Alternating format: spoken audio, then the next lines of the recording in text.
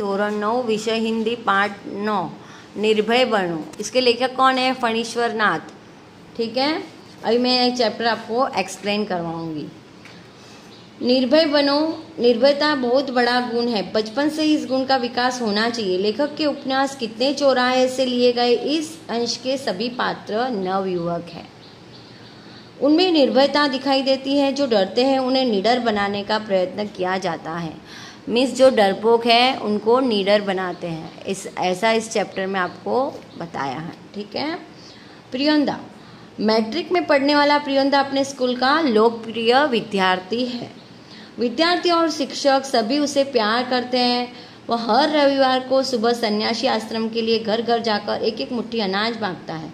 कौन मांगता है? प्रियंदा, जो स्कूल में बहुत प्रिय है सबको। बीमार छात्र या शिक्षक की भी वह पूरी सेवा शुश्रूषा करता है। इसके लिए उसने एक क्लब बनाया है, वही उसका प्रमुख है। सब उसकी इज्जत करते हैं। हर शनिवार को प्रियंदा के दल के सदस्य परमानंद नदी के उस पार बालूचर नामक स्थान पर एकत्र होते हैं। वे खेलते कूदते हैं और रविवार का कार्यक्रम तय करते हैं। किसे कौन सा काम दिया जाएगा यह भी बताया जाता है। कब बताया जाता है? रविवार को। कालू मोना नामक लड़के को क्लब का सदस्य बनाने के लिए लाता है। प्रियंदा उससे कई सवाल पूछते हैं, जैसे किस आधुनिक नेता को लोग भगवान का अवतार मानते हैं? उत्तर, गांधी जी। पढ़ लिख कर तुम क्या बनोगे? उत्तर, वकील। बीमार लोगों की सेवा करना चाहते हो? उत्तर, सीख लेंगे। यदि रोगों हैजा पीड़ित हुआ हो तो इसे प्रश्न के उत्तर में मोना चुप रहा, क्योंकि वह हैजे से डरता था।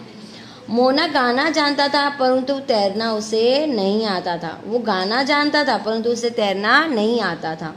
सूर्यनारायण। क्लब का एक सदस्य सूर्यनारायण है। वह पढ़ाई में कमजोर है परंतु शरीर से मजबूत है। साथ ही उसे सूरज पहलवान कहते हैं। मोना को तैरना सिखाने की जिम्मेदारी उसे सौंप दी गई है, तो उसने कहा, उठाकर पानी में फेंक दूंगा तो खुद तैरने लगेगा। मनमोहन ने गीत सुनाया।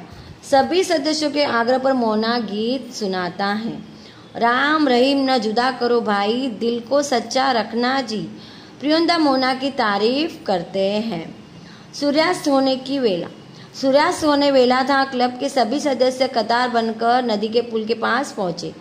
वहां एक गाड़ीवान तन्मय होकर विद्यापति का गीत गा रहा था।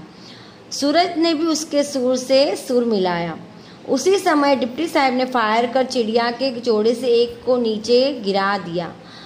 उसका अदरली उड़ता हुआ आया और मरी हुई चिड़िया को उठा ले गया। क्लब के एक सदस्य इब्राहिम के अर्दली के बारे में कहा, साला भारी खिचड़ा है। प्रियंदा के मुंह से अचानक निकला, हॉल्ट। दल के नियम के अनुसार कोई सदस्य किसी प्रकार का अपशब्द या गाली मुंह से नहीं निकाल सकता। जो किसने निकाली थी? प्रियंदा ने निकाली थी। इब्राहिम ने माफी मांगी परंतु फिर उसके मुंह से साला शब्द निकल गया। प्रियंदा ने उसे चेतावनी दी। इब्राहिम का तर्क था कि जब अफसर गाली देते हैं तो उन्हें गाली देने में क्या हर्ज है। तब क्लब के नियम की याद दिलाकर इब्राहिम को शांत कर दिया गया। सौ आइन धर्मशाला के पास आकर सब एक दूसरे से विदा हुए। मनमोहन ने सुने रास्ते से जाने में डरता था, इसलिए प्रियंदा उसके साथ चले। कौन डरता था? मनमोहन। सुने रास्ते में बिल्कुल कोई हलचल नहीं थी, वहां वो जाने से डरता था। रास्ते में एक सुना खंडर और उजड़ा हुआ मकान मिला, जो पहले पोस्टमार्टम हाउस था। लोग मानते थे कि वह भूत पिशाच रहते हैं और प्रेतनियां नाचती है। यह जानकर मोना डरने लगा। इस चैप्टर में क्या? निर्भय बनो, डरपोक मत बनो, ये बताया है। ठीक है, ये चैप्टर आपका यहाँ पे कंप्लीट होता है। इसके आपको क्वेश्चन आंसर, 1 वर्ड लाइन के आंसर, 5-6 लाइन के आंसर आपको लिखने हैं। ठीक है, चलो, थैंक यू।